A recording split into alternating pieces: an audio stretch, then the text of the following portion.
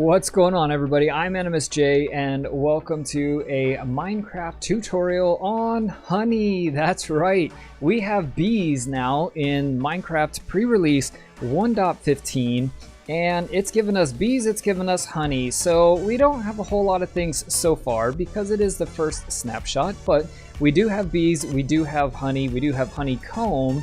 And so I want to show you guys how you can kind of safely automate your honey collection, because if we come over here and we drop down a hive, a beehive, and I'm going to go ahead and bump this up. I'm going to let out a couple of bees. Now if I take an empty glass bottle and I harvest from this, our bees are going to get upset. Are they going to get upset? Let me go into survival mode.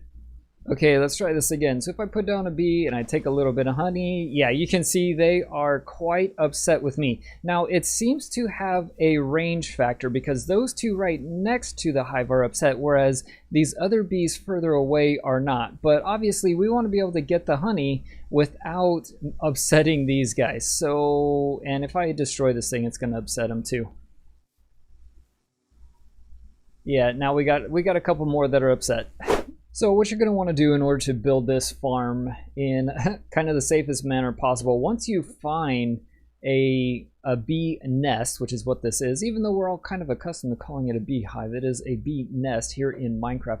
What you're going to want to do is one of two things. Let me, and there we go right there. Okay, it's full of honey now, so I'm going to take my shears. You can either take your shears and you can shear out some honeycomb, and then you can make that honeycomb into a beehive like that one right there. And the way you do that is you take planks across the top, across the bottom, and then you put your 3 honeycomb down there at the bottom, or excuse me, in the middle, and that's going to give you a beehive.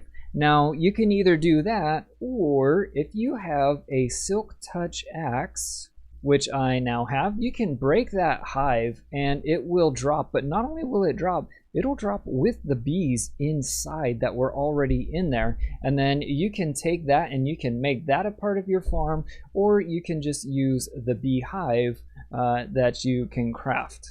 Alright, so what you're going to want to do once you have your beehive or your bee nest is you're going to take a hopper and you're going to place it. You can just place it flush with the ground wherever you want your beehive to be, okay? And then we're gonna dig underneath that. Now I'm going to place, actually, I'm gonna break this one really quick here. I'm gonna place a hopper here.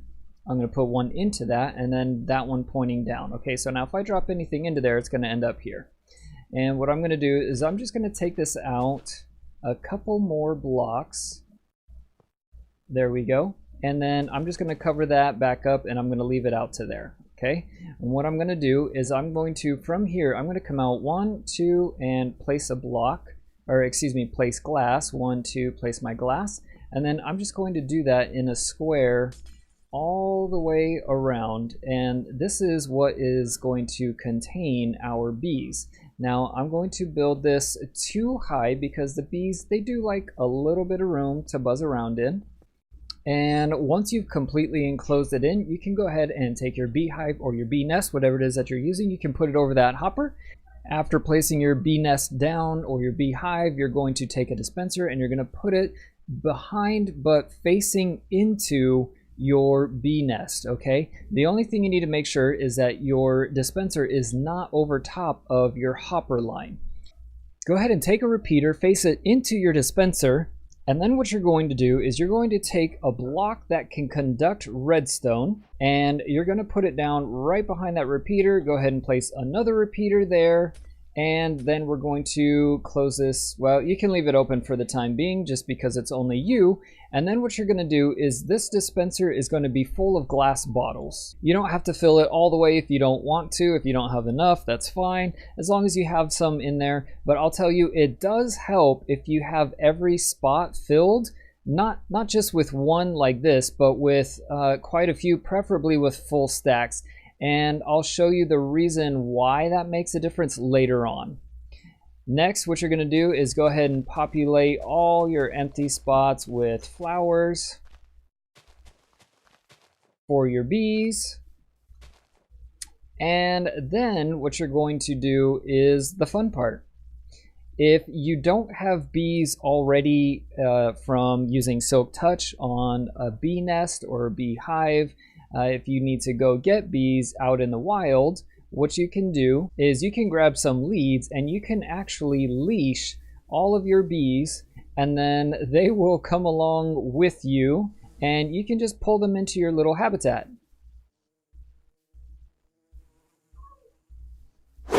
Now, as long as you can get at least 2 bees in your habitat, you're gonna be okay. Let me see, do I have any openings left in here? Yep. All right, because you can just grab a flower and you can right click a bee, right click another bee, and voila, we have baby making. Now, some of my bees have already gone into the nest. They're already making honey. And one thing I did not mention is if you do want to actually see what's going on with your bees, then you'd want to place your hive so that you can see the honey side basically, from whichever direction. So like right now, there's my honey side right there. So the last thing that we're going to do is we're going to put a redstone clock up to this. I can't tell you right now, guys, this is also very experimental and not a lot of information has been released. Some of the more techie guys might have these answers, but yeah, that's not me. I don't have those answers. So, but I do know it does take the bees a little while to fill that up, okay? So obviously multiple beehives, multiple farms, you're gonna have better results, but this is just kind of an idea of where we're headed for being able to collect the honey in a safe way, because that dispenser, what's gonna happen is when I activate it, let me go ahead and put some honey in there first. So that's full of honey now. If I activate this, what's going to happen is we're going to get 1 honey bottle. So of course what we can do is we can put a chest right here for your hopper to empty all of your honey into. But what we're going to do is we're going to put a clock over here that's going to just kind of give that dispenser a tick every so often.